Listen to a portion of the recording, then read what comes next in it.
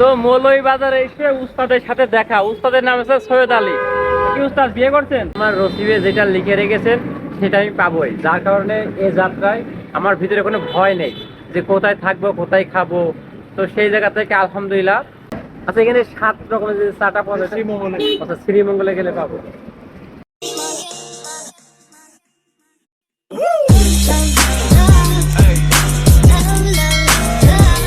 ঢাকা ছাড়া 64 জেলা ভ্রমণে সবাইকে স্বাগতম। আমি আলিমদার। তো আমি আমার 27তম জেলায় মৌলভীবাজারে চলে এসেছি। তো সিলেট থেকে ওইভাবে ভিডিও করতে পারি নাই, কারণ প্রচুর বৃষ্টি, যার কারণে এখন একটা বাসে করে সিলেটের কায়ুম ভাই 100 টাকা দিয়েছিলেন খাওয়ার জন্য। তো আমি ওই টাকা না খেয়ে ভাড়া দিয়ে চলে এসেছি।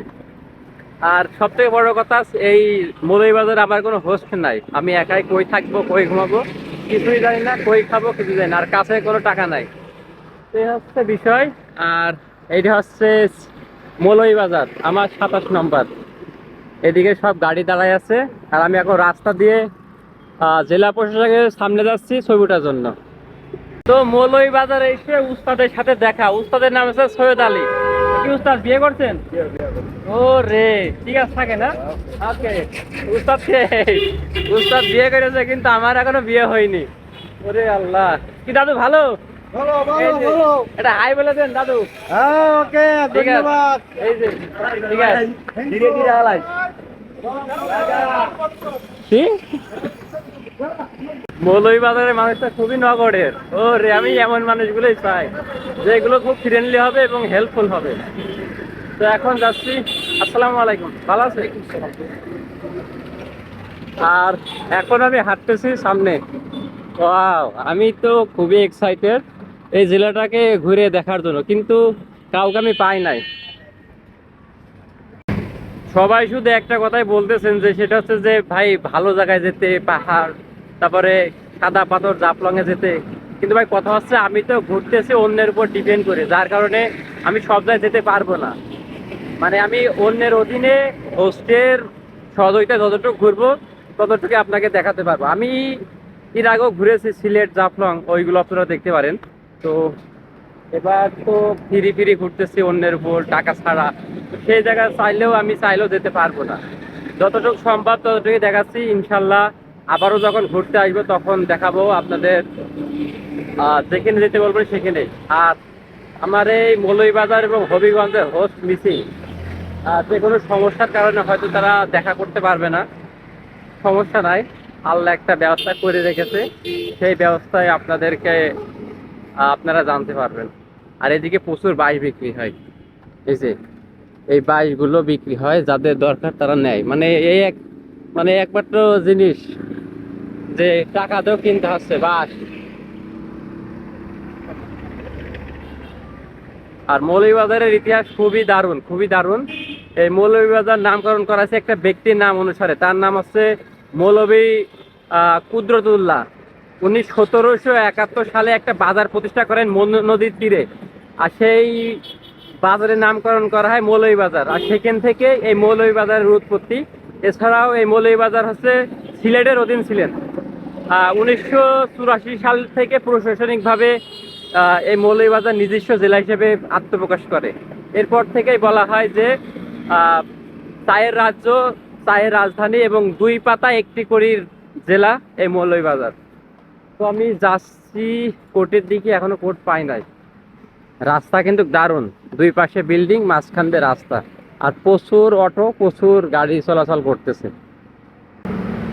মৌলভীবাজারে জেলা পরিষদের কার্যালয়ে এসে একটা দারুণ একটা জিনিস চোখে পড়লো। সেটা হচ্ছে যে মৌলভীবাজার যে চায়ের জন্য বিখ্যাত, তারই একটা প্রতীকী এই গেটে তুলে ধরেছে। এখানে লেখা আছে প্রবেশদ্বার জেলা পরিষদের কার্যালয় মৌলভীবাজার। এই যে বিষয়টা অনেক ভালো লাগলো। আমার জেলা যেমন কলার প্রাণ, ঝিনাইদহ প্রাণ, তো সেই জায়গা থেকে মৌলভীবাজার হচ্ছে চায়ের রাজধানী, চায়ের জন্য বিখ্যাত। এখানে নাকি ঝিনাইদহের একটা লোক আছে, রাকিব নাম, চা বিক্রি করে। তো দেখি কোন জায়গায় ওনার। মানে কথায় আছে না যে রাখি আল্লাহ মা রেখে। তো আমি মৌলভীবাজার এসে কাউকে পাচ্ছিলাম না, ভিডিও করার সাথে সাথে অনেকগুলো শুভাকাঙ্ক্ষীর সাথে দেখা।